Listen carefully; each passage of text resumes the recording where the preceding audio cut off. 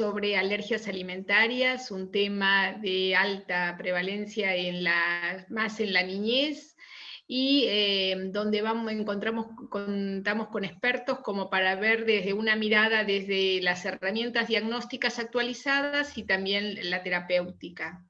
Y sin duda centrado en que trabajemos en equipo, porque es una problemática donde se requiere que distintas áreas de la salud trabajen en forma conjunta y en equipo.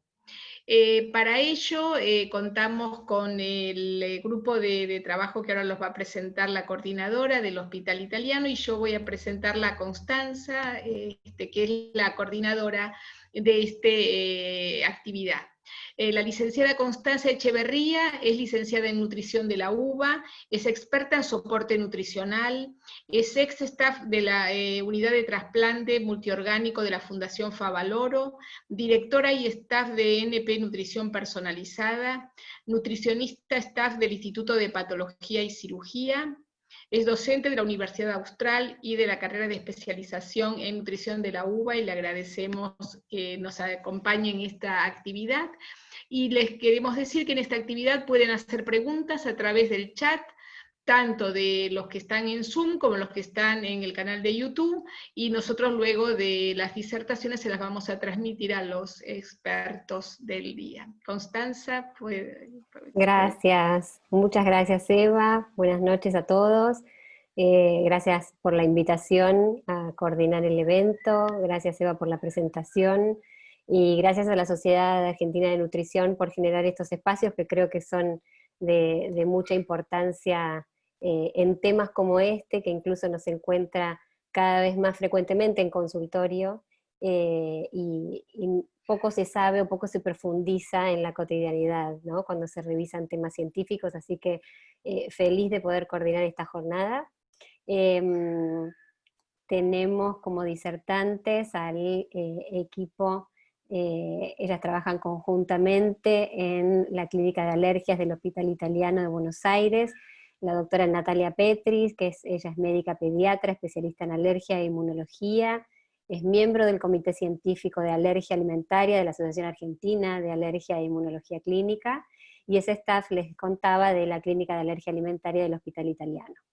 Bienvenida Natalia, y nos acompaña también la licenciada Betania Jauregui. Betania es licenciada en nutrición de la Universidad de Buenos Aires, es nutricionista del Servicio de Alimentación del Hospital Italiano de Buenos Aires, y dentro del hospital también participa digamos, en forma multidisciplinaria como staff de la Clínica de Alergias Alimentarias. Es especialista en nutrición pediátrica y ella fue residente y jefa de residentes del Hospital Argerich. Un placer que nos acompañen. El formato de la jornada, para que incluso conozcan cómo nos vamos a repartir el tiempo: vamos a escuchar la disertación de la doctora Petris, vamos a hacer unos breves minutitos para preguntas relacionadas al área más de clínica y diagnóstico, de tratamiento, a posteriori después con la licenciada Betania vamos a reforzar quizá más preguntas que tengan que ver con el tratamiento alimentario. Sin embargo, si quedan preguntas hacia el final que surgen para la doctora Petris, por supuesto, vamos a estar abiertos a contestarlas también. Bienvenidas, les doy la palabra, Natalia, gracias por acompañarnos. Hola, ¿cómo les va? Buenas noches a todos. Es un placer para mí estar compartiendo este espacio. Muchas gracias por la invitación a participar de este encuentro. Y si les parece, ya comparto para mostrarles mi presentación, el tema que vamos a tratar hoy.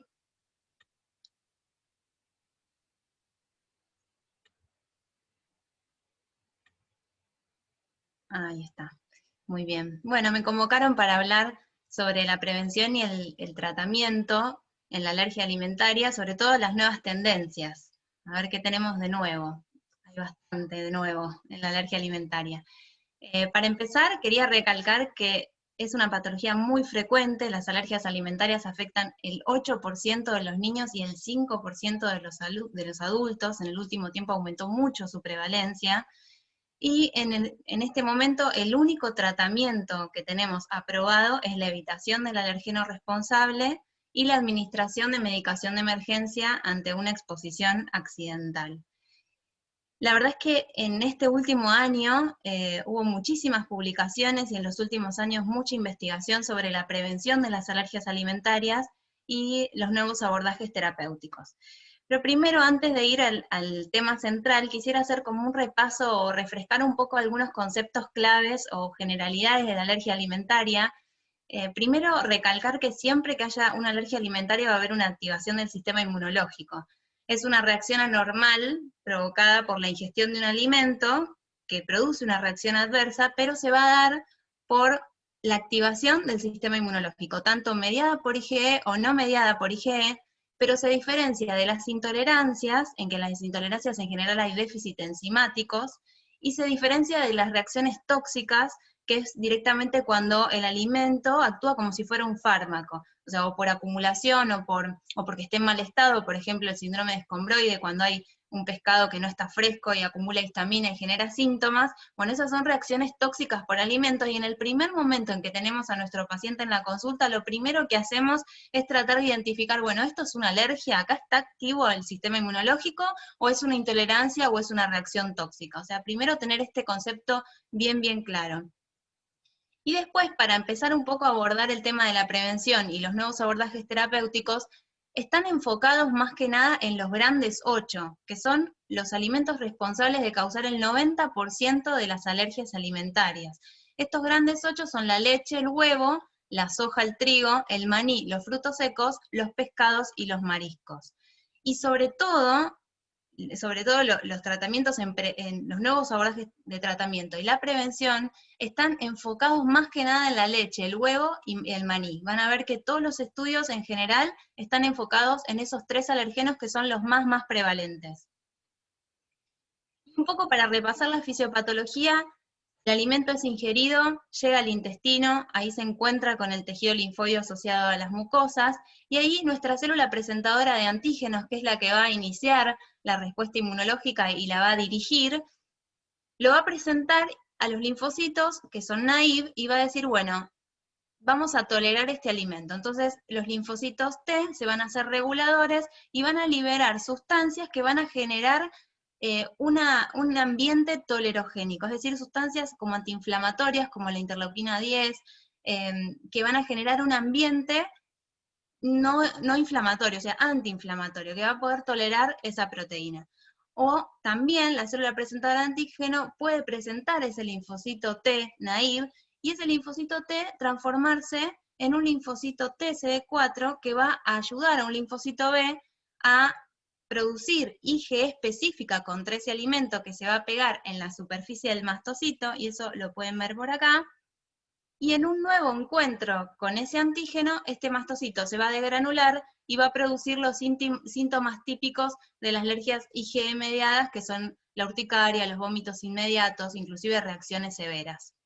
Por otro lado, también esta célula presentadora de antígenos le puede presentar a este linfocito T y llamar a más eosinófilos para producir síntomas más retardados en la alergia alimentaria, que son las que llamamos mediadas por células, y que van a producir síntomas, por ejemplo, como son las esofagitis eosinofílicas, las gastroenteropatías eosinofílicas, las proctitis, la típica materia fecal con un hilito de sangre que tienen los lactantes. Son alergias más retardadas. Ahora, ¿de qué va a depender que esta célula presentadora de antígenos genere alergia o genere tolerancia? Esa es una gran pregunta, porque va a depender primero del pH, de la acidez del estómago, o sea, ojo con los antiácidos, va a depender de la permeabilidad intestinal, y por otro lado también va a depender, obviamente, de la predisposición genética que tenga mi paciente. Va a depender también del momento en que ese alergeno se encuentre con mi célula presentadora de antígeno. O sea, va a depender de qué momento de la vida de ese bebé ese alimento se encuentre con ese sistema inmunológico, de la cantidad en la que se encuentre, de la frecuencia de la exposición, y también en dónde se exponga, porque también hay una hipótesis que es muy reciente, que se llama la hipótesis de exposición dual, en donde si ese alergeno se expone tempranamente por la piel, como se ve acá en pacientes que tienen eczema, tienen más riesgo de sensibilizarse y desarrollar alergia, como se ve de este lado de la pantalla. Acá estamos. Entonces, otras de las cosas que van a hacer que este sistema inmunológico se active y desarrolle alergia en lugar de tolerancia, que es muy importante y que se está estudiando mucho en el último tiempo, es el microbioma. El microbioma, que es lo que se ve por abajo del dibujito, es, digamos, todo lo que va a generar como una especie de inmunomodulación, o sea, va a activar de alguna forma la respuesta inmune innata para gatillar una respuesta alérgica o también una respuesta tolerogénica. Entonces es muy importante tener un microbioma diverso para poder generar más tolerancia, o sea, linfocitos T reguladores y, en definitiva, la anergia y la tolerancia del alergeno en cuestión. Ahora bien, ¿de qué depende nuestro microbioma? Depende de el parto, si tuvo cesárea, si recibió pecho materno nuestro paciente, cuánto tiempo recibió pecho materno, si tuvo infecciones, si recibió antibióticos, si estuvo internado, si recibió antiácidos, si nació en un ambiente urbano, si nació en un ambiente rural, si tiene mascotas, hermanos, o sea, depende de tantas cosas que por eso es tan difícil a veces hacer el estudio con el microbioma y con probióticos y prebióticos y simbióticos, están estudiando, pero es muy difícil poder elegir la población para esto. Entonces, en todos estos, digamos, lugarcitos que les fui nombrando, es donde van a tratar de focalizar todas las medidas que se están estudiando sobre prevención y sobre tratamiento. Ahora bien, habiéndoles contado todo esto, quiero contarles de un paciente que tenemos en la clínica de alergia alimentaria, que se llama Lautaro, que nació por cesárea, por falta de progresión, que los primeros días de vida tuvo algunos problemas para amamantar, entonces recibió algún que otro biberón con fórmula, le dieron el alta, a los 2 meses de vida empieza a desarrollar eczemas, tuvo dermatitis atópica, a los 3 meses de vida lo internaron y le dieron antibióticos 48 horas porque tuvo una fiebre sin foco, y a los 4 meses de vida, que la mamá tenía que empezar a trabajar, le da un biberón con fórmula de leche de vaca y tiene una anafilaxia. Tuvo urticaria generalizada y vómitos. Es el primer hijo de papás alérgicos, vive en la ciudad, en un departamento, específicamente en un segundo piso contrafrente. Eso es importante también, algo que no nombré en el dibujito anterior, que no tiene mucha exposición solar, entonces la vitamina D, que actúa como inmunomodulador, también va a ayudar al desarrollo de alergias o de tolerancia. Y entonces en este paciente lo estudiamos para detección de IgE específica, tanto por los test cutáneos que hacemos nosotros los alergistas, como IgE específica por UNICAP, le estudiamos las proteínas de la leche por separado, y todo nos dio positivo y valores altos, que concordaba con la clínica. Entonces le dimos la dieta de evitación a la mamá, de proteína de leche, la suplementamos con calcio, y al paciente le dimos una fórmula de aminoácidos para cuando la mamá tenía que ir a trabajar. Ahora, una pregunta que nos hace la mamá, porque ya estaba llegando a los 5 meses de vida cuando terminamos con todos los estudios, ¿qué hago con la introducción de semisólidos con Lautaro? ¿Le doy todos los alimentos? ¿Restringo, digamos, restringiendo la leche, obviamente, que era el que le había producido la anafilaxia? ¿O saco algún otro alergeno más? ¿Le doy frutillas? Esa es la típica pregunta de los papás. Bueno, un poco de historia sobre la introducción de alimentos. En los 60 se les daba todos los alergenos alimentarios antes de los 4 meses. En los 70, con el tema del surgimiento del aumento de enfermedad celíaca, se empezó a introducir el gluten más tardíamente, y en los 90, con el aumento en prevalencias de alergia, que fue una ola de aumento en la prevalencia, sobre todo también de alergia alimentaria y de alergia respiratoria, la Organización Mundial de la Salud recomendó introducir alimentos semisólidos recién a los 6 meses de edad, y la introducción de huevo a los 10 meses de edad y el maní a los 3 años. Y el Reino Unido fue por más y evitó el maní en todas las mujeres embarazadas y las que estaban lactando, o sea, las que estaban dando de amamantar a sus bebés. Inclusive en el 2006, en la Academia Americana de Pediatría recomendó la introducción de productos lácteos después de los 12 meses de edad, del huevo después de los 24 meses, o sea, después de los 2 años de vida, y maní, frutos secos, pescados y mariscos a los 36 meses, o sea, a los 3 años, después de los 3 años de vida. Entonces, ¿qué pasó con la alergia alimentaria con todo esto? ¿Disminuyó? No, siguió aumentando. Entonces, evidentemente algo estaba fallando. O sea, la introducción tardía de los alergenos parecía que no la evitaba, inclusive aumentaba el riesgo. Entonces, Evidentemente esta estrategia había fracasado, y se dieron cuenta que la exposición repetida a un antígeno podía conducir a tolerancia con estudios observacionales retrospectivos de grupos de pacientes que tal vez incluían o introducían tempranamente, por ejemplo, el maní, que pasaba, por ejemplo, en judíos que vivían en Israel, les daban maní desde muy temprano y no tenían alergia al maní en comparación a los del Reino Unido, que sí habían evitado el maní como hasta los 3 años y cada vez aumentaba más la prevalencia de alergia al maní. Entonces ahí empezaron a pensar que tal vez este aumento de prevalencia se daba por la introducción tardía de alimentos. Y es más, los factores genéticos son muy importantes para el desarrollo de alergia alimentaria, pero como aumentó tanto la prevalencia en tan poco tiempo de evolución humana, se cree que es poco probable que surja de cambios genéticos en la línea germinal. Entonces, una hipótesis es que, digamos, una o más exposiciones ambientales o la falta de ellas pueden inducir cambios en epigenéticos, se llaman, que resultan en la interrupción del estado de tolerancia. Entonces ahí dijeron, bueno, tenemos que hacer algo para que prevenir la alergia alimentaria, alguna medida activa. Entonces, por un lado dijeron, bueno, consumo de dieta normal y saludable sin restricciones en embarazo y en lactancia materna exclusiva hasta los 4 a 6 meses de vida, y no retrasar más la introducción de alergenos. El problema de este último punto, no retrasar la introducción de alergenos, es, bueno, ¿cuándo se los damos?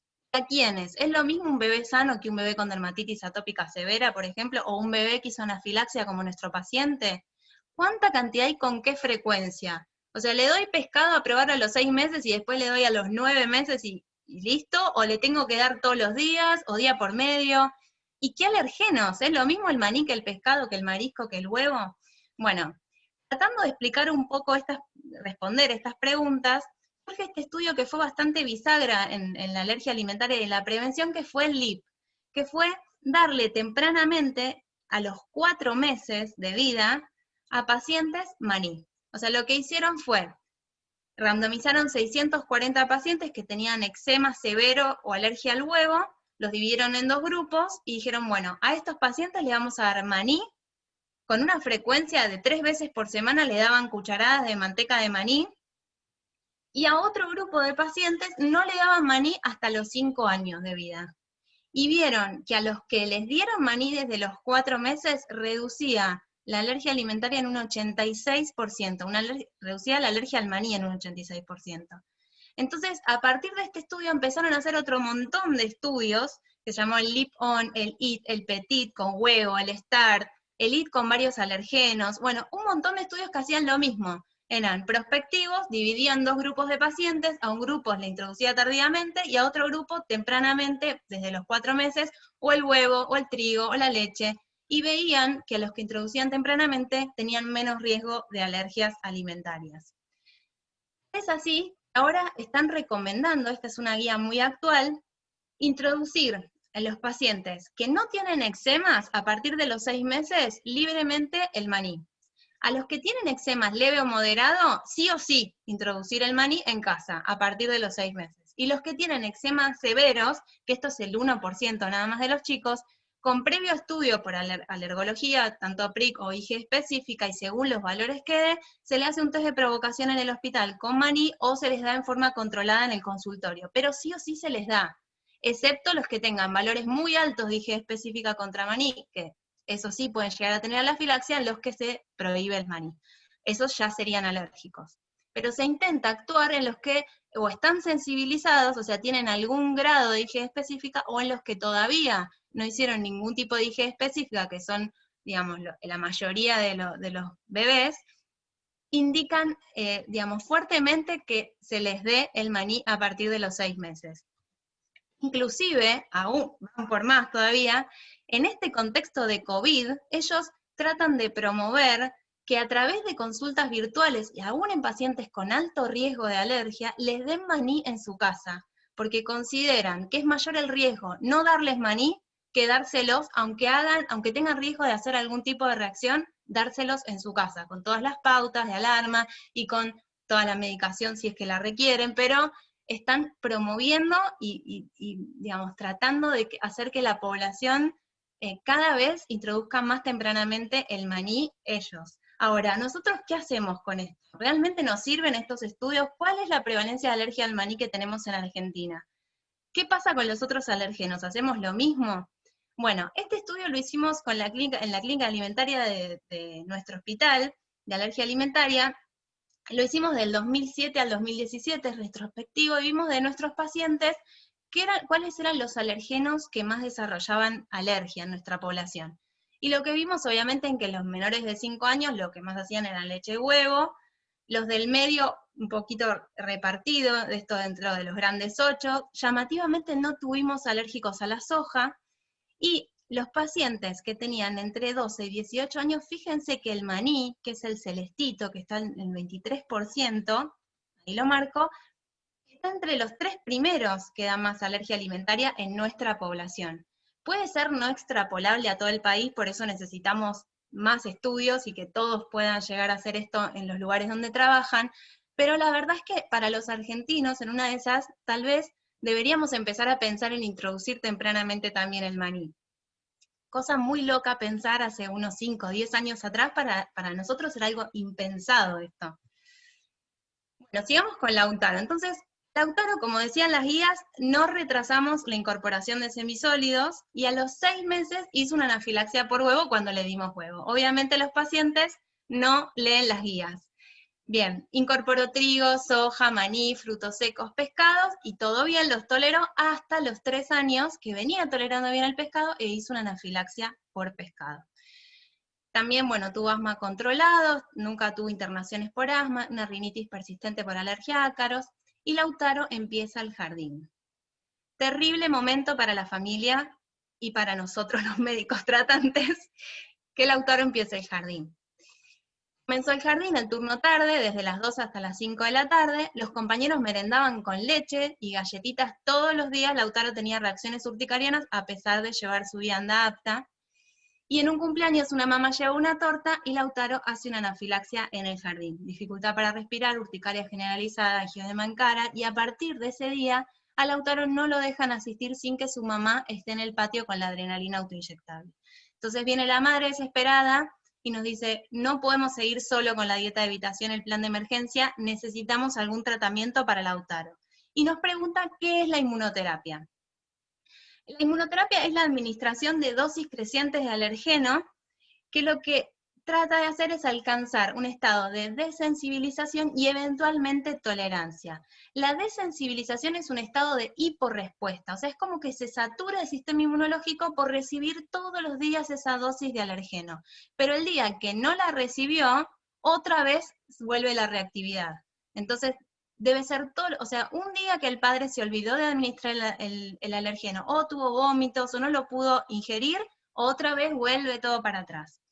Y el estado de tolerancia terapéutica o ausencia de respuesta sostenida es realmente lo ideal. Lo que querríamos alcanzar con los tratamientos que hacemos es que el paciente puede estar unos días sin consumirlo, vuelve a consumir el alergeno y sigue tolerándolo perfectamente. Este estado de ausencia de respuesta sostenida se logra nada más que en 1/3 de los pacientes que hacen este tipo de tratamiento con inmunoterapia. Y lo que se logra, o sea, fisiopatológicamente, tanto con la inmunoterapia oral, con alimentos, como la sublingual y como la epicutánea, es desarrollar linfocitos T reguladores que liberen citoquinas antiinflamatorias que van a hacer que los linfocitos T empiecen a digamos, diferenciarse más hacia TH1, que generan una respuesta no alérgica. Los linfocitos B empiezan a generar en lugar de IgE, IgG, que es un anticuerpo tolerogénico, y los basófilos y los mastocitos empiezan a ser menos reactivos. Esa es la situación ideal, la utopía, lo que uno quiere lograr. ¿Cómo se hace? Se va dándole el alimento en forma gradual, primero en dosis crecientes, los protocolos van cambiando según el alimento, hasta que se llega a una fase de mantenimiento. Intentamos con Lautaro hacerlo, en la dosis inicial, en la fase de inicio, Lautaro hizo una anafilaxia en el hospital, la madre quiso seguir con el tratamiento, intentamos continuar con el tratamiento, y Lautaro empezó con prurito oral, mucho dolor abdominal, por lo que lo tuvimos que suspender. Las reacciones alérgicas con este tipo de tratamiento son muy comunes, o sea, van del 18 al 100% de los pacientes. la interrupción del tratamiento lo más frecuente es por esto, por el dolor abdominal que tienen los chicos y los síntomas locales. Y las reacciones severas, las anafilaxias, se pueden dar tanto en el momento del inicio, como en la escala, cuando uno va aumentando el alimento, como en el mantenimiento. O sea, el paciente puede ser que el día de ayer toleraba 5 mililitros y que hoy no los tolere. Y también hay cierto riesgo de esofagitis eosinofílica en un 2,7% de los casos. Entonces, esto es lo que les comentaba recién. Cuando el paciente ingiere la dosis que le corresponde en el día en ayunas, tiene más riesgo de absorber más proteína y de hacer una anafilaxia, o de hacer una reacción alérgica que ayer tal vez no hizo. Si el paciente ingiere el alimento, la dosis que le corresponde hoy, y sale a correr, que salir a correr en un chico tal vez es jugar una mancha, o sea, es estar en una clase de gimnasia o jugar cualquier juego o ponerse a saltar, puede llegar a tener una reacción alérgica. Entonces hay que decirle que reciba su dosis y se quede quietito. Enfermedades, cualquier enfermedad que active el sistema inmunológico puede hacer que este sistema, la dosis que toleraba ayer, hoy no la tolere. Y bueno, en los adolescentes puede ser que la menstruación haga que las moléculas coestimuladoras se activen y que generen alergia en una dosis que ayer toleraba, y el asma no controlada con la alergia a pólenes pasa exactamente lo mismo. Entonces, es todavía un tratamiento que está en estudio y que no tenemos, digamos, forma de controlar estas variables que ponen en riesgo a nuestros pacientes en forma diaria. Entonces, a partir de esto, dijeron, bueno, vamos a buscar otras rutas de administración de la inmunoterapia. En lugar de darle oral, le damos sublingual en menos dosis, pero el problema de las sublinguales es que, claro, toleraban menos dosis. En lugar de llegar a tolerar un vaso de 100 mililitros por lo menos, seguían con las gotitas debajo de la lengua todos los días. Después, la epicutánea es colocar un parche con el alimento y se lo deja, por ejemplo, hoy 5 minutos, mañana 10 minutos, pasado, y así se va aumentando el tiempo de exposición. Pero pasaba lo mismo, para llegar a una dosis que a uno le resulte, digamos, para mejorar la calidad de vida del paciente y que pueda ingerir el alimento, la verdad es que cuesta mucho. Entonces dijeron, bueno, vamos a hacer, digamos, además de la inmunoterapia, le hacemos como un adyuvante, o sea, le damos concomitantemente algún biológico, como para bloquear un poco ese sistema inmune y poder ir aumentando el alimento y poder hacer la inmunoterapia. Bueno, eso se está estudiando ahora. El más estudiado es el omalizumab, que es el anti-IgE, y también se están haciendo protocolos con antiinterleuquina 4 y 13, que es el dupilumab, el mepolizumab, después antialarminas, que son unas citoquinas que se liberan ni bien arranca, digamos, de la inmunidad innata en el epitelio, digamos, en la mucosa intestinal, ni bien se gatilla la respuesta inmunológica, están las alarminas, que son las que van a activar todo el sistema inmunológico hacia la alergia, que es la interleuquina 33, el TSLP, la interleuquina 25, bueno. Si quieren leer sobre esto, todos estos artículos que les pongo acá son muy nuevitos, son de este año, y habla de todos los protocolos que se están desarrollando con todos estos biológicos. También, digamos, los nuevos tratamientos se basan en tratar de aumentar un poco los linfocitos TH1, toda la respuesta TH1 para que baje la TH2, que es la alergia, y para eso están las hierbas chinas, los probióticos, se trata de hacer inmunoterapia más probiótico al mismo tiempo, trasplante de materia fecal, y también modificación de los alergenos de las proteínas para poder hacer vacunas subcutáneas, a través de plásmidos, sobre todo ese se está haciendo un protocolo con maní.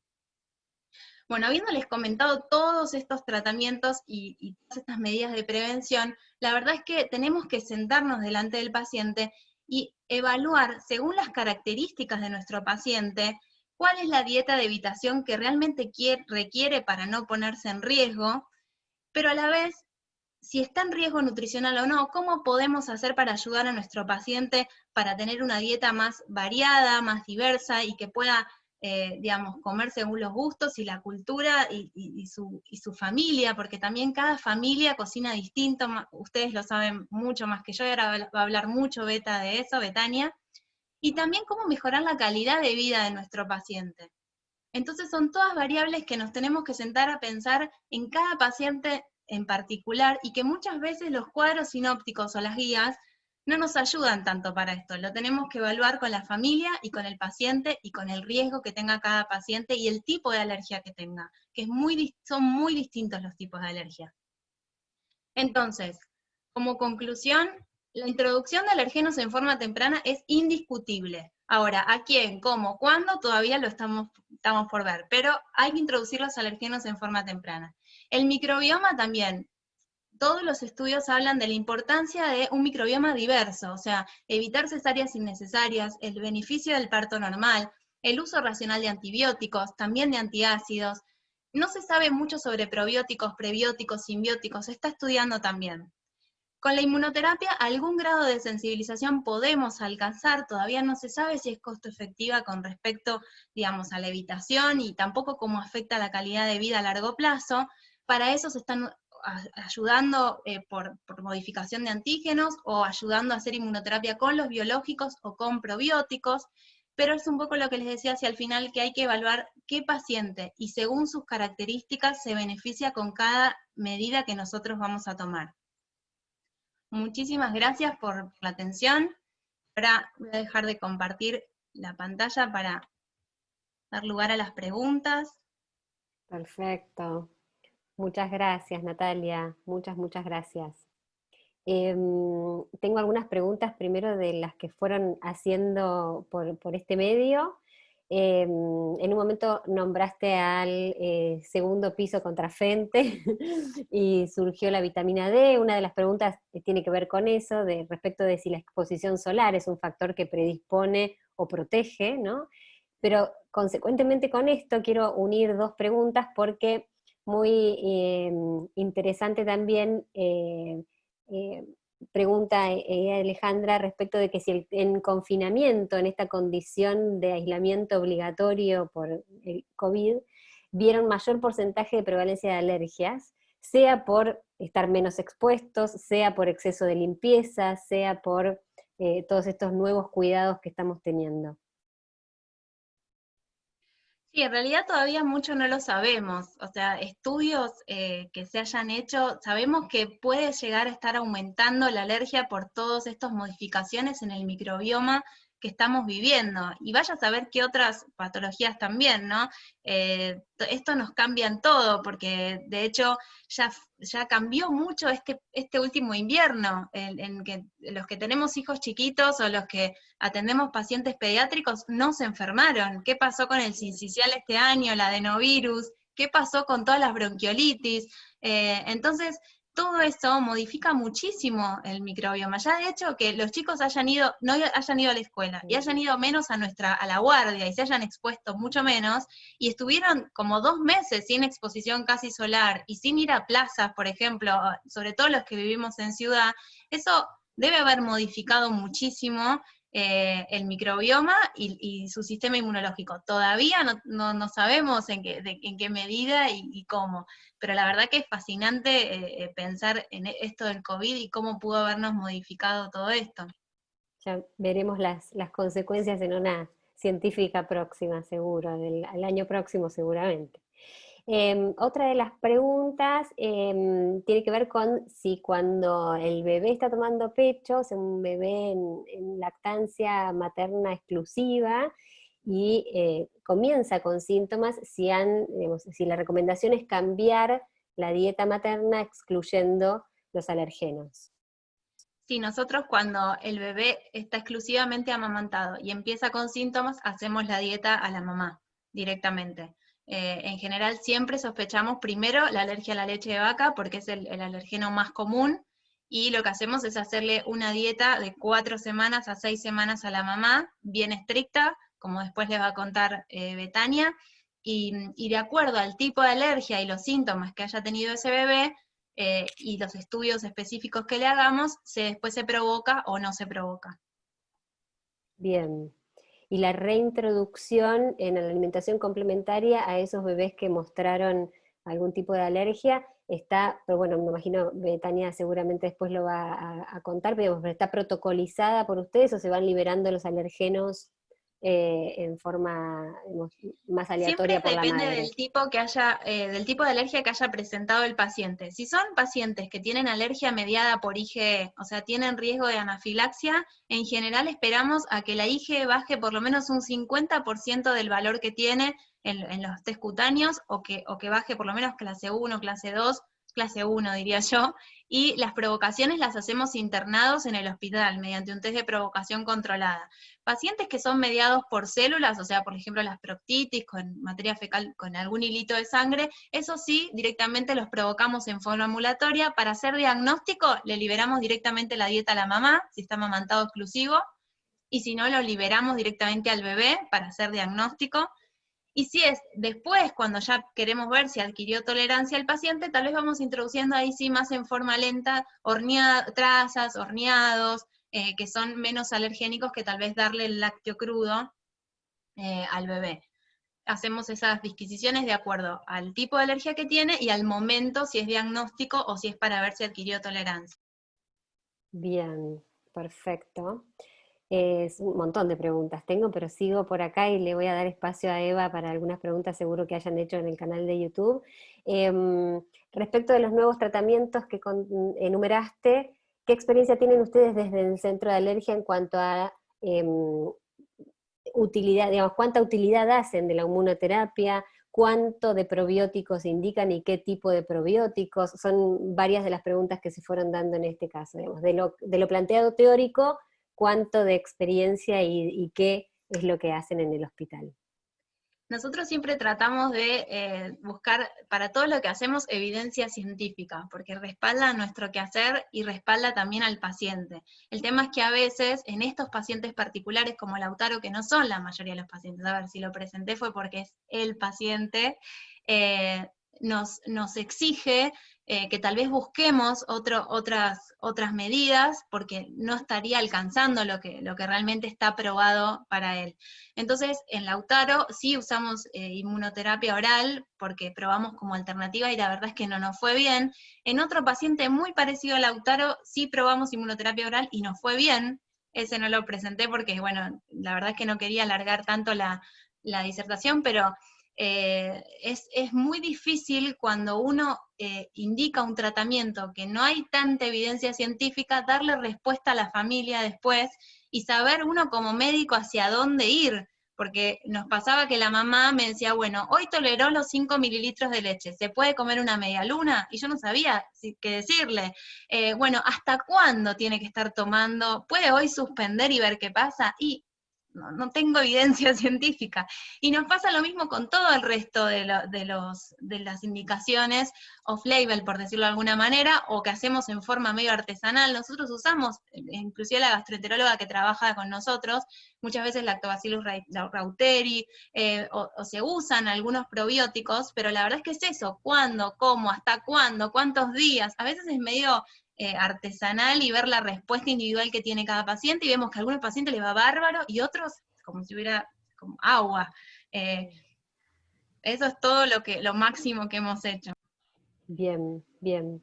Eva, no sé si hay algunas preguntas en YouTube o sigo por Sí, acá. hay algunas, hay muchas felicitaciones, pero también Muchas. con el tema del tiempo solo te voy a hacer una Sí, para yo estoy dejar para el achicando. final las que vayan después surgiendo. Con respecto a la inmunoglobulina, ¿la usan como diagnóstico y usan una específica? Sí, es importante siempre saber con qué método está hecho el dosaje de IgE específica. O sea, siempre la que sirve para el diagnóstico de alergia alimentaria es la IgE específica. La IgE total nos da una idea de un perfil que pueda llegar a tener el paciente, pero no da ese diagnóstico de nada. Y de hecho, la IgE específica, pedimos IgE específica para el alimento que sospechamos que según la clínica pudo haber dado la reacción. Nunca pedimos IgE específica así al azar para todo, porque podemos equivocarnos, podemos hacerle dietas restrictivas a los pacientes sin ningún sentido, porque muchas veces la IgE específica lo único que muestra es sensibilidad, que se sensibilizó al paciente, que ese linfocito B produjo IgE, pero no quiere decir que cuando se exponga al alimento el paciente tenga una reacción clínica. Entonces, hay que tener mucho cuidado con el pedido de IgE específica así al montón, a todos los alimentos que existen, y lo que hacemos es pedir IgE específica para el alimento sospechoso en cuestión, ¿sí? Bien. Sí, muy clara Bueno, la respuesta. sí. Seguimos, pero por tiempo, ¿sí? Por Yo el voy tiempo. juntando y tratando de unir preguntas porque hay un montón de preguntas. Me encanta que esté esta actividad así con interacción con con el auditorio porque demuestra que es súper interesante el tema, así que le voy a dar la palabra ahora a la licenciada Betania Jáuregui para que continúe con su presentación y después volvemos a hacer preguntas. Hola, buenas noches para todos. Yo también quiero agradecer a la Sociedad Argentina de Nutrición por convocarme a esta reunión. Un placer para mí compartir esta tarde con ustedes y hablar sobre la alergia alimentaria, que es un tema tan prevalente actualmente y que tanto a las licenciadas en nutrición a veces nos hace quemar un poco los papeles, por decirlo de una forma coloquial, porque tenemos que reinventarnos todo el tiempo. Lautaro fue un gran desafío, sobre todo en cómo reemplazar todos estos alimentos que íbamos descubriendo que él reaccionaba, entonces en general siempre son un gran desafío para nosotras. Voy a compartir la pantalla, así podemos empezar con la disertación. Voy a poner el modo presentación, a ver si puedo. Ahí está, perfecto. Bueno, en esta parte de la reunión vamos a hablar del abordaje nutricional en pacientes con alergia alimentaria, y como vimos hasta recién, el principal objetivo del tratamiento de las alergias alimentarias va a ser prevenir la aparición de síntomas a través de la eliminación del o los alergenos involucrados en este caso, y al mismo tiempo aportar una dieta nutricionalmente balanceada que permita un crecimiento adecuado, ¿sí? Como vimos con Natalia recién, hasta el momento la evitación del alergeno es el único tratamiento probado, y las dietas de exclusión pueden tener dos objetivos. Las hacemos en un primer momento con el objetivo diagnóstico, que en este caso, como mencionaba Natalia recién, las hacemos en un periodo de 4 a 6 semanas, donde en general el riesgo nutricional no es tan elevado porque tienen un periodo corto, si bien las vamos siguiendo de todas maneras en el tiempo. Y ahora, cuando el objetivo es terapéutico, es decir, que confirmamos el diagnóstico, y en este caso la dieta de exclusión se va a volver la principal parte del tratamiento, sí es muy importante que estén monitoreadas, sobre todo en los aportes de macro, micronutrientes, en el seguimiento de la adherencia, porque las posibles déficits en estos casos pueden traer consecuencias en el largo plazo, considerando que nuestros pacientes incluyen a la población pediátrica. En cuanto a las dietas de eliminación, tenemos 3 tipos. La eliminación de alimentos específicos, que en este caso eliminamos aquellos alimentos cuya ingesta está relacionada con la aparición de síntomas en forma aguda, fundamentalmente, o cuando contamos con una IgE específica para estos alimentos acompañado de clínica, como comentaba Natalia recién. Cuando hablamos de una dieta oligoantigénica, en este caso se eliminan varios alimentos que son sospechados de producir los síntomas, que en general, de acuerdo a los datos epidemiológicos del lugar, son los responsables de causar la mayor parte de las reacciones. Y en la dieta alimental consiste en evitar todos los alimentos sólidos y reemplazarlos por una fórmula a base de aminoácidos libres. La elección de qué tipo de dieta vamos a optar va a depender de los síntomas del paciente, del mecanismo inmunológico involucrado, de la edad y de los resultados de los diferentes test de alergia que tengamos.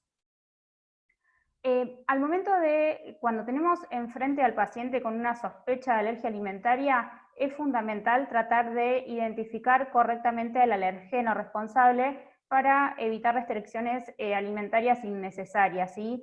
La bibliografía reporta que la prevalencia de alergias referidas es 10 veces mayor a la confirmada a través de las pruebas de provocación oral. Por eso nosotros insistimos mucho y es muy importante confirmar los diagnósticos, y en general nuestra manera de trabajar es de menos a más. Por lo general los pacientes menores de 1 año, siempre el primer alergeno en el que sospechamos es la leche. Si el paciente sigue con síntomas, primero revisamos la adherencia de la dieta y luego en general asociamos el huevo o la soja, pero no se recomienda iniciar el tratamiento evitando todos los alergenos posibles, porque esto implica riesgo nutricional para el paciente, para la mamá muchas veces, que es la que indicamos la dieta, y luego si no realizamos las provocaciones necesarias, podemos sostener restricciones que no son necesarias y pueden tener una implicancia muy importante en el crecimiento de los pacientes.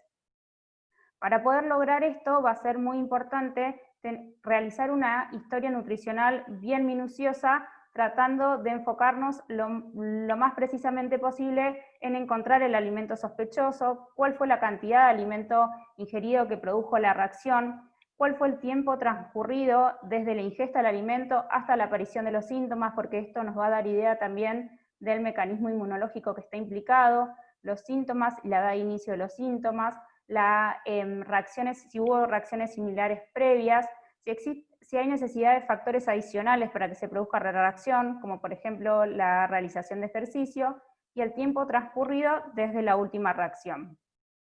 Entonces, el tratamiento de las alergias alimentarias va a tener tres pilares fundamentales. La eliminación del alergeno a través de la lectura de las etiquetas y de reconocer los alimentos que pueden resultar riesgosos, un plan de emergencia por escrito en aquellos pacientes con alergias mediadas por IgE, fundamentalmente la educación del paciente y la familia y de todo el grupo que rodea a ese paciente, ¿sí? A través de la identificación correcta del alergeno, la posibilidad de reacciones cruzadas, ¿sí? Y fundamentalmente enseñar y educar al paciente en cómo reemplazar ese alimento o grupo de alimentos que estamos excluyendo, ¿sí? Y bueno, como dije recién, el plan de emergencia fundamentalmente por escrito en los casos de los pacientes que presenten reacciones severas. El primer pilar que les dije del tratamiento de la alergia alimentaria es identificar correctamente al alergeno para poder evitarlo.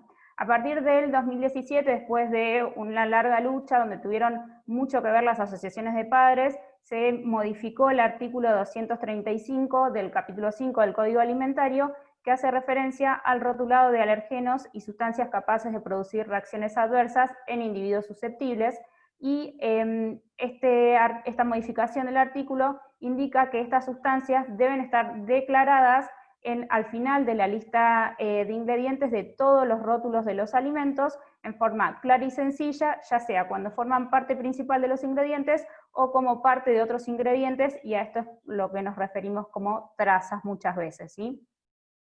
Entonces, en función de la legislación de nuestro país, los alergenos que deben estar declarados son el trigo, avena, cebada y centeno, los crustáceos, huevo, pescado, maní, soja, leche, frutos secos y sulfitos, y todos sus derivados, ¿sí? Como sabrán, el Código Alimentario indica que todos estos ingredientes o derivados estén declarados con su denominación técnica o con su número de ficha de identificación, pero a su vez la ley de rotulados lo que aclara es que si bien en el listado de ingredientes tienen que aparecer todos estos datos técnicos, al final del listado de ingredientes, en forma clara, bien legible y en lenguaje coloquial, deben estar declarados estos alergenos para que su identificación pueda ser fácil y rápida por parte del paciente con alergia alimentaria. Como todos lo conocen, estas son las gráficas de las guías alimentarias argentinas propuestas por el Ministerio de Salud, que sugieren que para tener una dieta completa y balanceada debemos incorporar a diario alimentos de todos los grupos, ¿sí? Entonces, cuando nosotros sospechamos de una alergia alimentaria, que tenemos que restringir uno o varios alimentos de alguno de estos grupos, también tenemos que pensar si el reemplazo que vamos a utilizar cubre o reemplaza totalmente, valga la redundancia, a este alimento, ¿sí? Sobre todo tenemos que pensar en macronutrientes y en micronutrientes, ¿sí? A modo de ejemplo, en esta tabla sobre todo podemos ver las vitaminas y minerales que aportan los principales alergenos. Entonces, al momento de pensar en los diferentes reemplazos, ¿sí? Tenemos que evaluar si son necesarios para cubrir las recomendaciones, ¿sí? En el caso del Lautaro, por ejemplo, cuando empezamos excluyendo la leche de vaca, que indicamos dieta a la mamá, como el aporte de la dieta materna era insuficiente en cuanto a los niveles de calcio, la suplementamos, ¿sí? Entonces, sabemos que las necesidades nutricionales de las personas con alergia alimentaria no son diferentes de aquellas personas con las mismas características sin alergia, por lo tanto nos vamos a basar en las ingestas dietéticas de referencia según la edad y el sexo, y cuando estas modificaciones dietéticas no puedan satisfacer las necesidades de macro y micronutrientes, vamos a considerar el uso de suplementos adecuado o en los menores de 2 años la indicación de alguna fórmula hipoalergénica, ¿sí? Cuando pensamos en suplementos, también tenemos que pensar que estos suplementos muchas veces pueden tener algún alergeno de los que estamos evitando, entonces también en ellos debemos hacer una lectura crítica de todos los excipientes fundamentalmente, que son los que también nos pueden generar reacciones en los pacientes.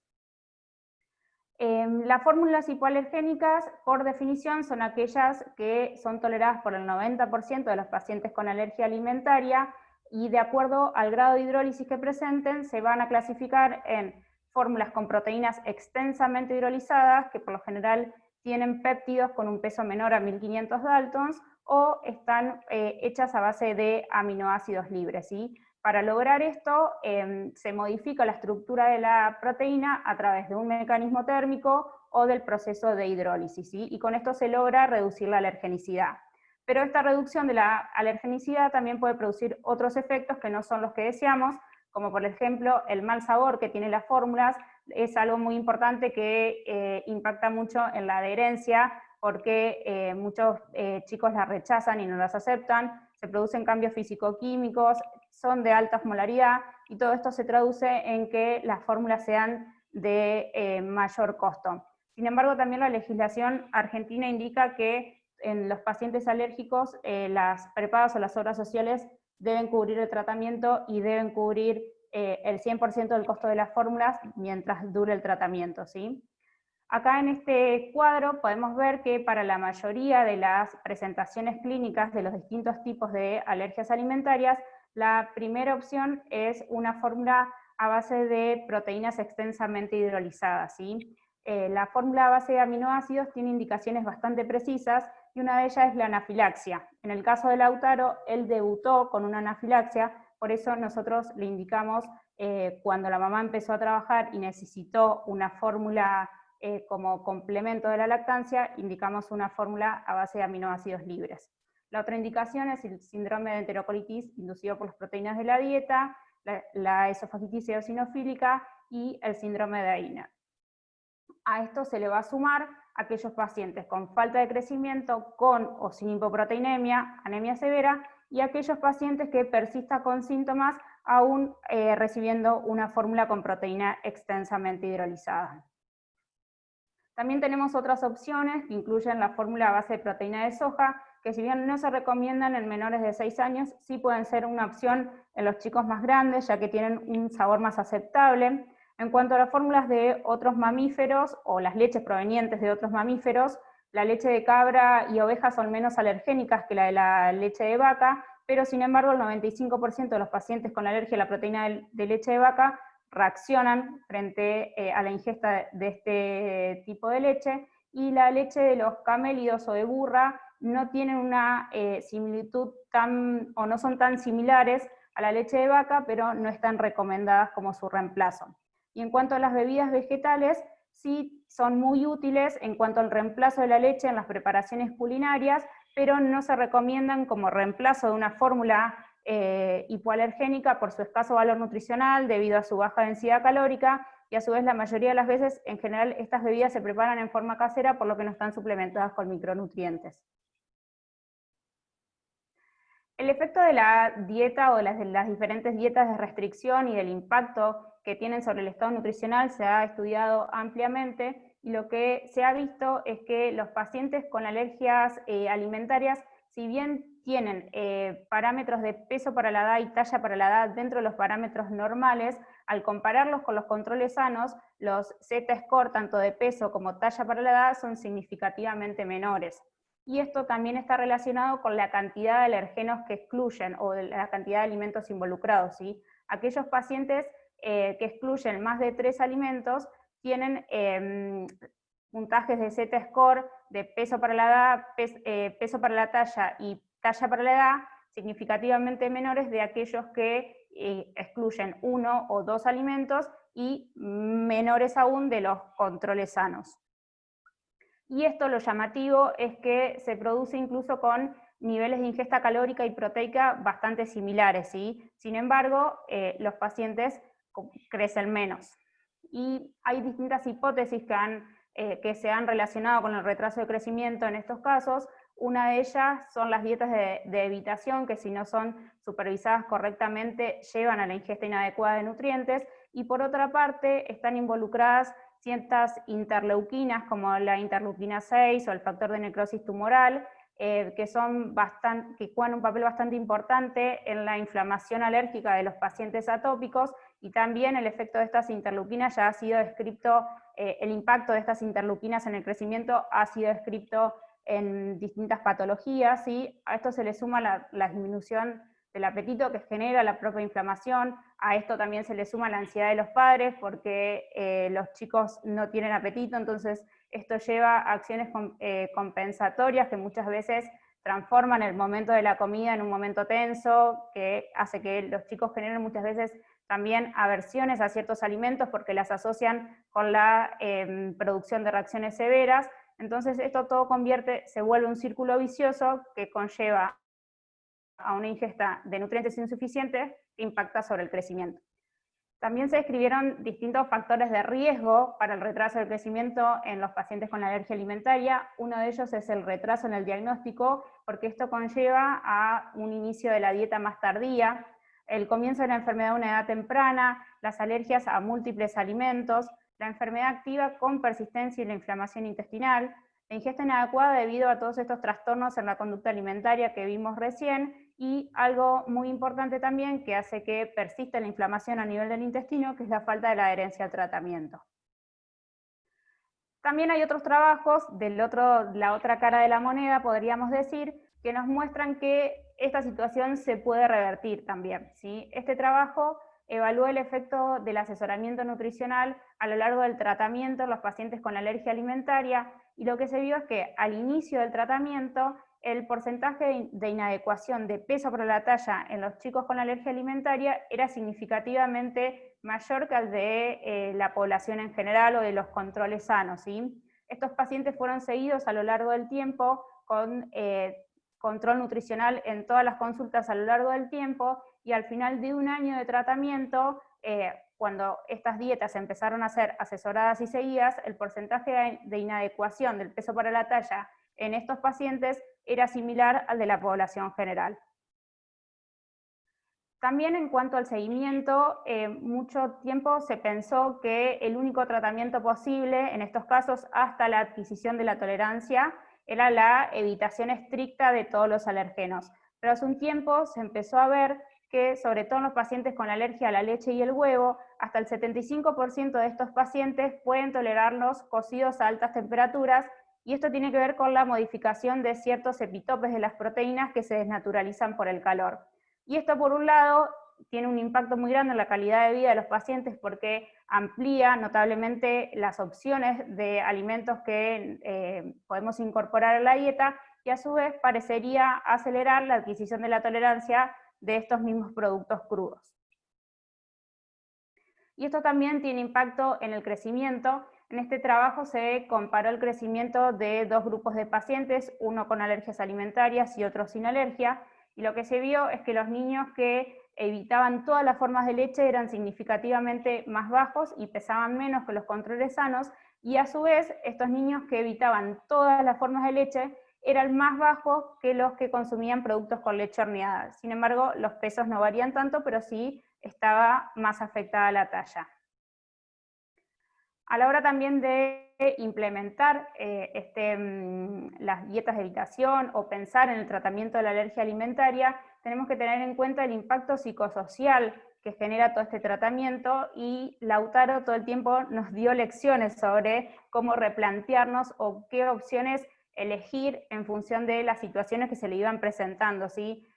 Fundamentalmente el tiempo de planificación y preparación de las comidas siempre es mayor, ni que hablar el costo muchas veces de estos alimentos, ¿sí? Las comidas fuera de casa siempre son un problema, y los pacientes en edad pediátrica tienen, si bien ahora creo que es uno de los aspectos positivos de la pandemia, es que las dietas de evitación no se vuelven tan tortuosas o no generan tanto conflicto o tanto temor a nivel de los padres porque no tienen tanto intercambio fuera de casa, ¿sí? Pero los cumpleaños, los campamentos, los viajes siempre son algo extra a sumarle a todas estas dificultades que tiene el tratamiento, se genera mucha ansiedad relacionada a la alimentación y sobre todo en los pacientes más chiquitos tenemos que prestar mucha atención a la adquisición de las habilidades motoras en relación a la ingesta, sobre todo porque muchas veces por el temor a ciertas reacciones es que retrasamos mucho la incorporación de alimentos y también el avance con los distintos tipos de texturas.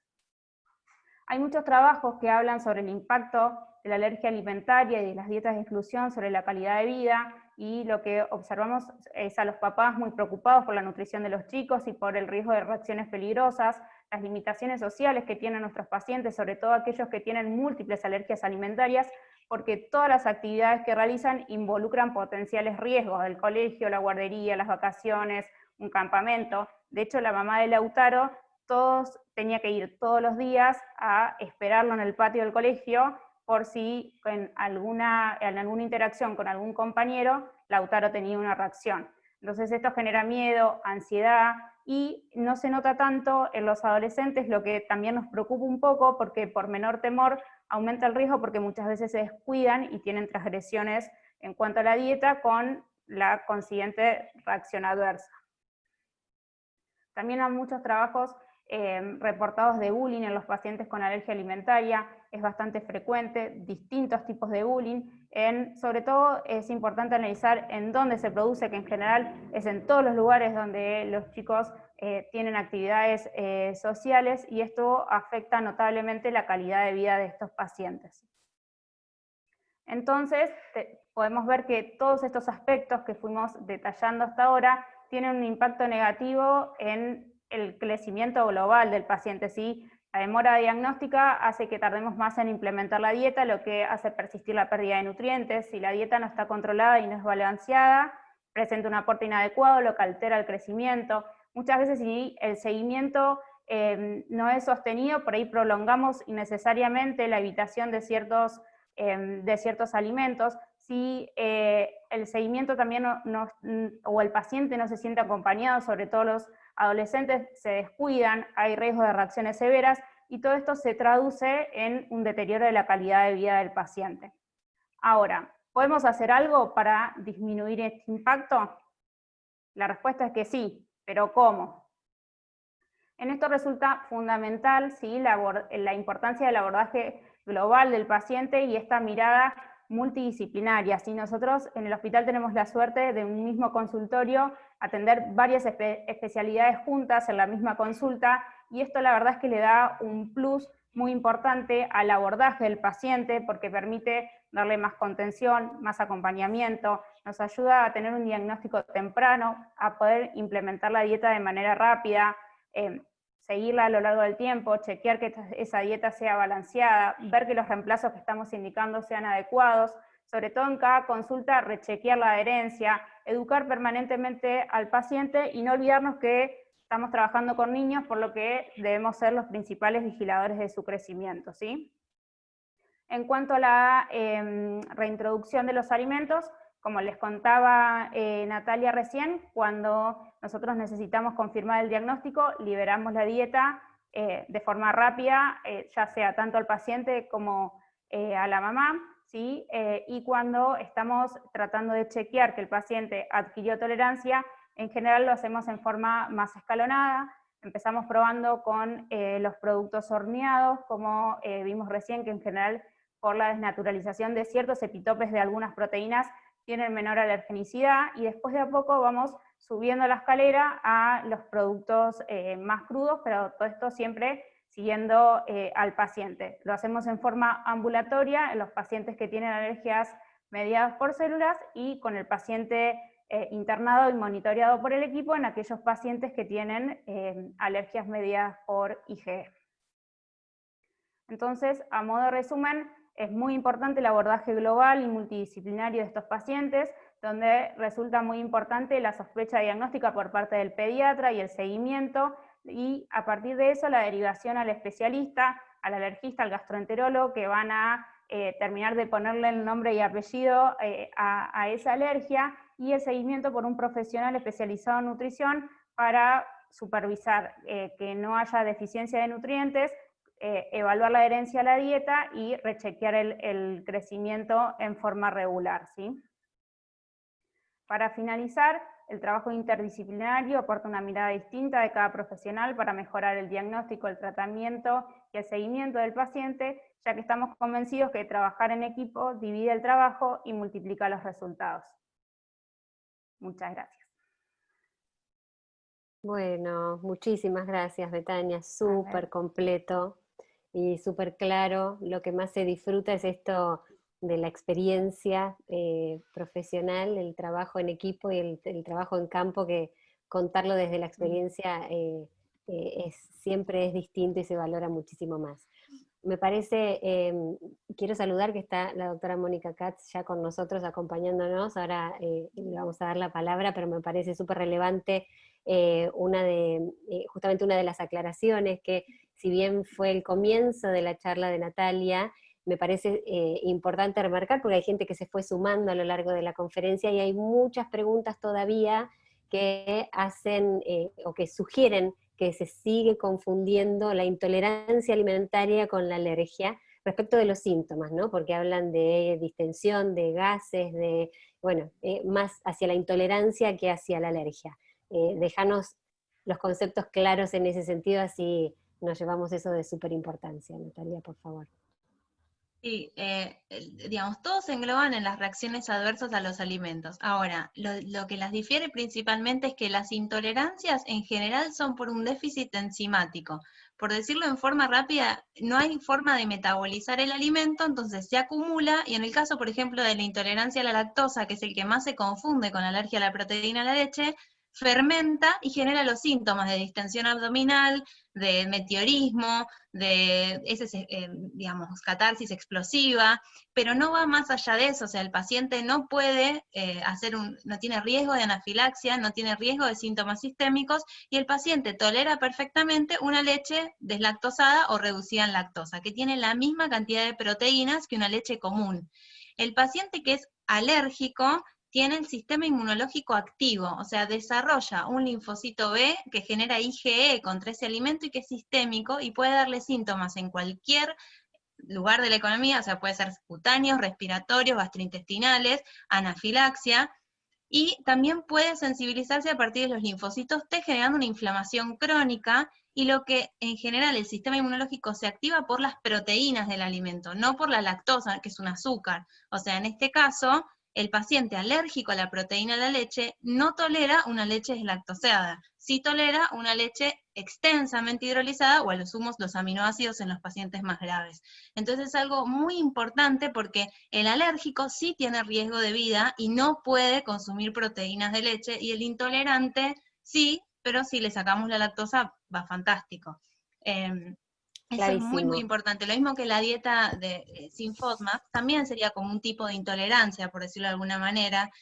Está discutido si activa de alguna manera el sistema inmunológico a través del TOC-like receptor, de la inmunidad innata, así como el microbioma, si lo modifica, pero en realidad centrémonos en que la dieta sin FODMAP son más para intolerancias que para alergias alimentarias en sí mismas. Si querés contesto algunas preguntitas así rápidas que leí. Excelente.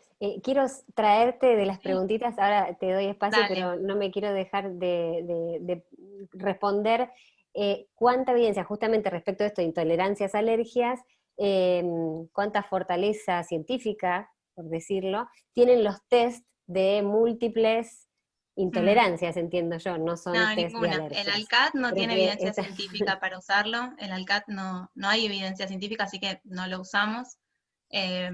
Así que, bueno, esa es la respuesta. Muy bien, porque es como popular la consulta, claro, siempre cuando se sospecha de alergia, ¿qué tal estos test? ¿No?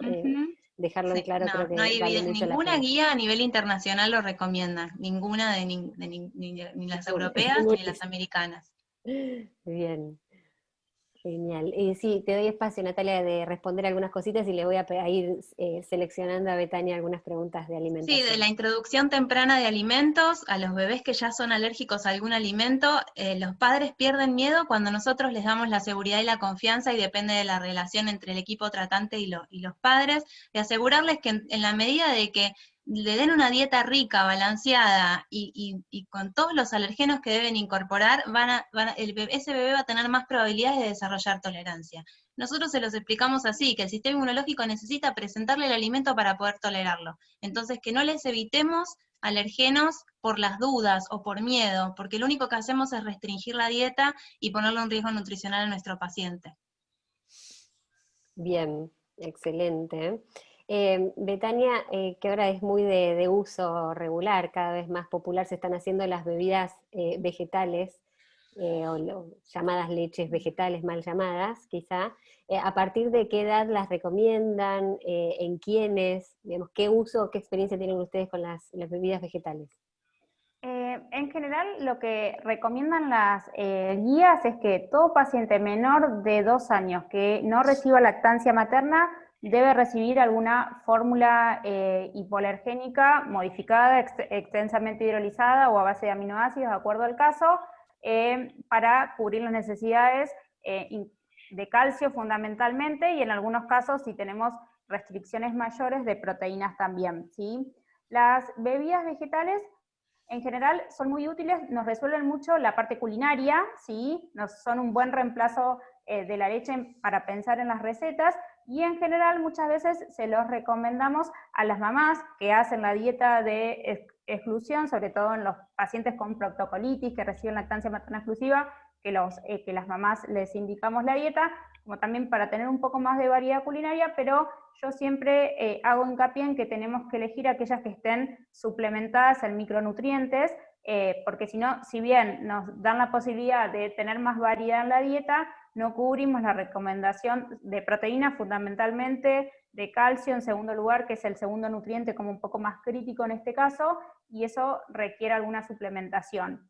Y en cuanto a los pacientes, la podemos indicar a partir de los 2 años, pero teniendo en cuenta el mismo criterio, que muchas veces no los usamos como aporte nutricional, sino para aumentar la variedad de la dieta principalmente, y tenemos que aportar proteínas de alto valor biológico con otro tipo de alimentos, y elegir alimentos fortificados con calcio u otro alimento de origen vegetal, y asesorarlos en cuanto a cómo combinarlos para mejorar la biodisponibilidad, porque tenemos muchos otros alimentos que aportan todos estos micronutrientes que muchas veces son críticos, pero en eso tenemos que asesorar también para que sean bien aprovechados. Bien, excelente. Y hay mucha interacción en el chat respecto de los rotulados, que deben ser eternas consultas con las madres respecto de rotulados, porque vos bien lo nombraste, se avanzó mucho en legislación, pero en la práctica el rotulado nos queda chico muchas veces, ¿no? Digamos, no está tan claro toda la información que necesita encontrar la madre. ¿Cuál es tu experiencia en ese sentido? ¿Cómo te enfrentás a la educación del rotulado con las madres? Tal cual, hemos avanzado un montón, porque cuando nosotros, o cuando yo al menos empecé a hablar de alergia alimentaria, siempre tengo como puesto en la mente que hablaba como de legislación en un montón de otros lugares, y para hablar de Argentina ponía una diapositiva blanca, porque era un vacío legal que nadie sabía nada.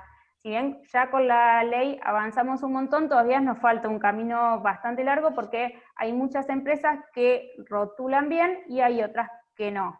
¿Sí? Entonces, en la práctica, yo educo a las madres de las dos maneras, o sea, educo a reconocer una etiqueta bien rotulada, y educo a leer los términos científicos o los nombres técnicos, por decirlo de alguna manera, de estos alérgenos. Y sí hago mucho hincapié en la comunicación permanente con las empresas, porque lamentablemente esto es así como un trabajito de hormiga, que hay muchos alimentos que nosotros sabemos que per se no tienen el alergeno como ingrediente, pero es muy difícil manejar el tema de la contaminación cruzada, ¿sí? Que es verdad que esto también es muy independiente de cada paciente, que no todos los pacientes necesitan una dieta tan restrictiva, y hay otros que sí, ¿sí? Entonces, en eso, y siempre tratar de tener la información por escrito, siempre este contacto con las empresas, yo trato de insistir que tenga una devolución por escrito,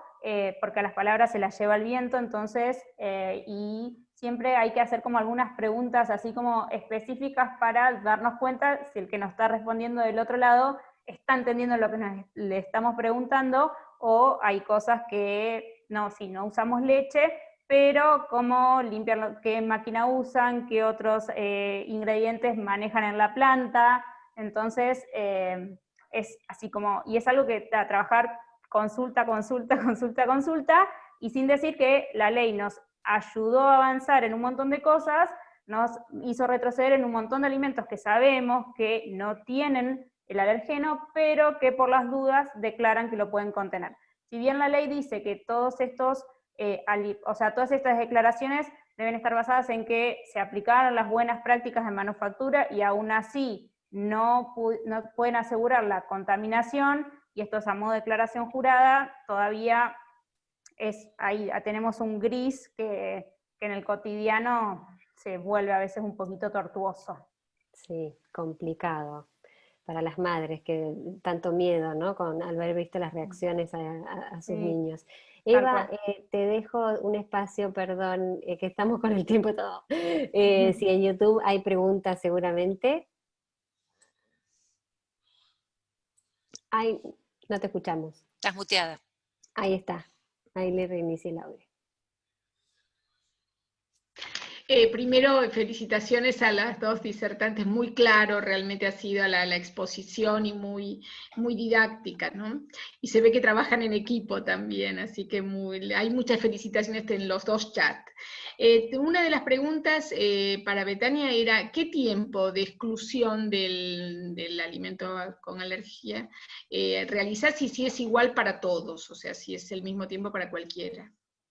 En general, cuando para hacer diagnóstico, implementamos la dieta entre 4 a 6 semanas y hacemos el desafío para confirmarlo, ¿no? Una vez que confirmamos el diagnóstico y implementamos la dieta como tratamiento, en general lo que esperamos es 6 meses desde la última reacción, o en caso de los pacientes que hayan presentado IgE específica contra ese alimento o tengan los prick test positivos, lo que esperamos es o que disminuya por lo menos a la mitad el valor de la IgE, y en ese caso los provocamos en forma controlada en el hospital, o nosotros en general preferimos que ese IgE y ese prick estén negativos y también los provocamos en el hospital. En esto también y no es igual en todos los pacientes, por eso en el seguimiento siempre tenemos como que rechequear, ver la adherencia a la dieta y ver si por ahí no se produjeron ingestas accidentales o no tan accidentales, porque muchas veces las mamás llegan a la consulta y nos dicen, yo lo veo mejor, le di una galletita y no pasó nada. Entonces, eso ya también son pequeñas señales que tenemos que empezar a descifrar, que nos va dando el paciente, para darnos cuenta de que ya estaríamos en el momento de empezar a desafiarlo, y empezamos con la introducción gradual de los alimentos. Pero si no, perdón, eso hablando de la leche y el huevo más que nada, pero sí, hay alergenos que no se curan en general, que no adquieren tolerancia, que un poco preguntaban, por ejemplo, los frutos secos, el maní, los pescados y los mariscos, que aparecen inclusive más en adultos, en general ahí ya no se hacen provocaciones y en general no se adquiere tolerancia. Más que nada la leche, el huevo, la soja y el trigo más o menos. Pero más que nada leche y huevo son los que buscamos a ver si el paciente adquirió tolerancia o no. Los demás en general, una vez confirmada la alergia alimentaria, ya queda. Sí, pero en general las alergias a la leche y el huevo son las que vemos con mayor frecuencia en el consultorio, y son las que vamos manejando así por lo general. ¿Y cómo manejan el miedo de la familia a la reintroducción de ese alimento? Y es mucha charla. Y aparte, en parte, ese miedo también lo tenemos nosotros. Hasta hace pocos años a nosotros también nos daba miedo darle huevo a un bebé de 6 meses. O sea, yo hice pediatría y la verdad es que para mí era una locura. Ya cuando las mamás me preguntaban, yo decía, y bueno, está bien, pero mandame un mensajito el día que le estés por dar, o dáselo un día hábil, que yo esté en el consultorio. Como que también ese miedo en parte lo pusimos nosotros. Es más, muchos pediatras todavía siguen recomendando el huevo al año, no le des frutilla, no le des kiwi. mucho del miedo de las mamás es justificado por nuestras indicaciones también como médicos.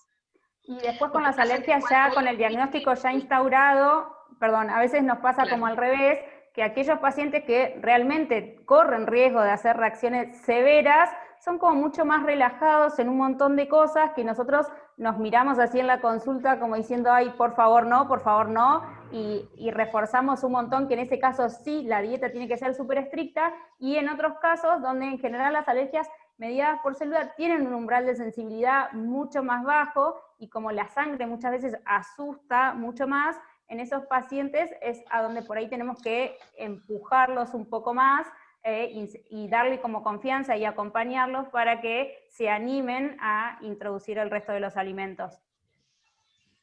Excelente. Y sí, yo lo que decía es que pasa por ahí en muchos aspectos en la ciencia, cuando cambia una evidencia y uno por ahí sigue todavía con el criterio anterior, y el cambiar el criterio que ustedes mostraron, que es de los últimos años, lleva como un retraso, ¿no? Una latencia, claro. Se incorpore en la práctica clínica.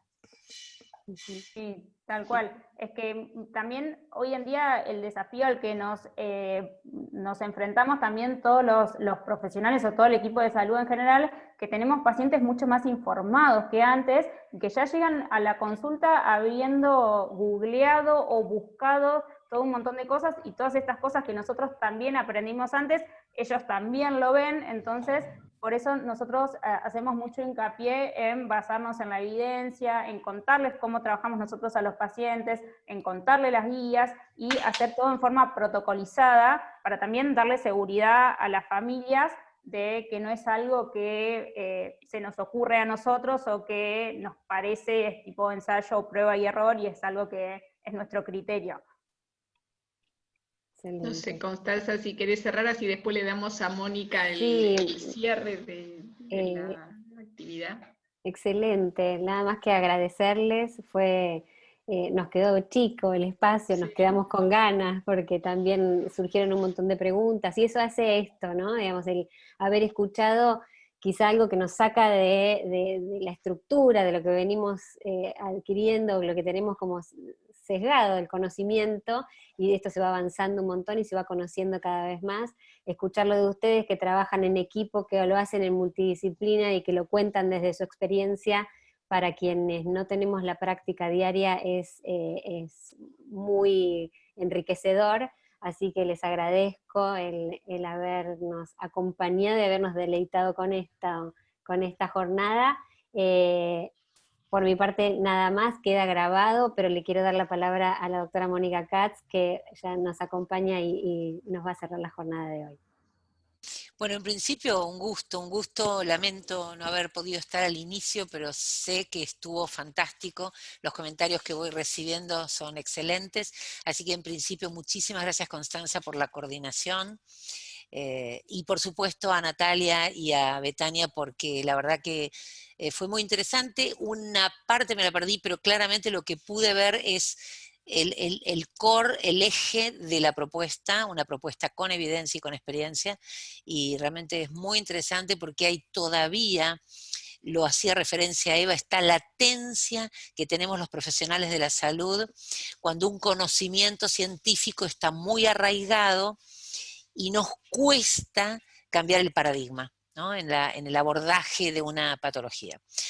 Cuando estamos hablando de chicos y padres, mucho más. Así que realmente es un trabajo cuerpo a cuerpo y seguido, y lo conocemos, no por los chiquitos, pero porque atiendo a adolescentes, así que sé que es un trabajo difícil, así que muchísimas gracias. Y la SAN crece con ustedes, de tener gente como ustedes en eventos. Tuvimos 300 personas entre el Zoom y el YouTube. Realmente un día cualquiera, esto quiere decir que el tema es absolutamente relevante para la práctica profesional, uno de los ejes de la Sociedad Argentina de Nutrición. Y les cuento que sigue habiendo, tenemos pronto las jornadas de actualización en carnes, todo un tema en la era de las tribus alimentarias que proponen desde la keto hasta la vegana. Así que hablar de carnes con todo lo que esto implica, con gente que sabe, con expertos, como siempre tratamos de tener acá como oradores. Tenemos una jornada excelente de lectura crítica de trabajos científicos. ¿Por qué es importante? Porque estamos inmersos en la posverdad. Estamos en una cultura posmoderna en la que la emoción y el influencer pesa más que el dato duro científico y el experto que se formó académicamente y que tiene experiencias, investigaciones y libros. Así que por lo menos desde la SAN, además de una campaña de comunicación que hacemos acercando la ciencia a la gente, no sé si lo vieron en redes, además se nos ocurrió que era muy importante hacer un curso, es gratuito para los socios SAN, de lectura crítica. Práctica concretamente, miren el programa. Luego tenemos interesante una jornada que va a tratar cómo trasladamos la atención de crónicas desde la adolescencia a la adultez. ¿Cómo hacemos esa transición compleja de pasar del pediatra al clínico? ¿No? Todo eso en enfermedades crónicas en una jornada que va a ser imperdible. Y bueno, y por último, en esa voy a estar yo, vamos a hablar de los nuevos trastornos alimentarios. Todos los trastornos nuevos, con gente que sabe de cada uno de los trastornos, en una jornada donde vamos a discutir muchísimo. Ustedes saben que los trastornos alimentarios, lamentablemente en la Argentina, bueno, tenemos esa ventaja de ser uno de los 3 primeros países del mundo con trastornos alimentarios. Lamentable prevalencia, ¿no? Tenemos. Y bueno, y tenemos que saber de esto, aunque lamentablemente, y ojalá se inspiren en las jornadas, falta poco, es en noviembre, el mes que viene, no hay equipos suficientes de trastornos alimentarios, no hay prácticamente hospitales de día, así que aquellos que todavía por ahí pueden interesarse en esta difícil tarea que es acompañar a curarse o a recuperarse, en el caso de anorexia nerviosa severa, pacientes con trastornos alimentarios, tenemos absoluta escasez de capital humano en trastornos alimentarios. No creerían la poca gente formada. Así que ojalá, no es un curso de especialización, es simplemente una jornada, pero es un puntapié inicial para que algunos jóvenes tengan ganas de armar equipos para acompañar a esta gente que la pasa muy mal, de patologías que suceden en una familia. Uno dice siempre, it runs in a family, ¿no? Suceden en familias, pero que impactan muchísimo el crecimiento emocional y físico de la gente joven, ¿no? Esta gente es joven. Así que bueno, con todo y mucho más, muchísimas gracias. Y siempre digo que estos encuentros nos permiten vernos la cara y encontrarnos mucha más gente que por ahí tendría dificultades en compartir una jornada académica. Así que hasta pronto y siempre serán bienvenidos en la SAN. Cuídense mucho. Muchísimas gracias a todos. Hasta pronto. Gracias, muchas Gracias gracias. por la invitación, gracias.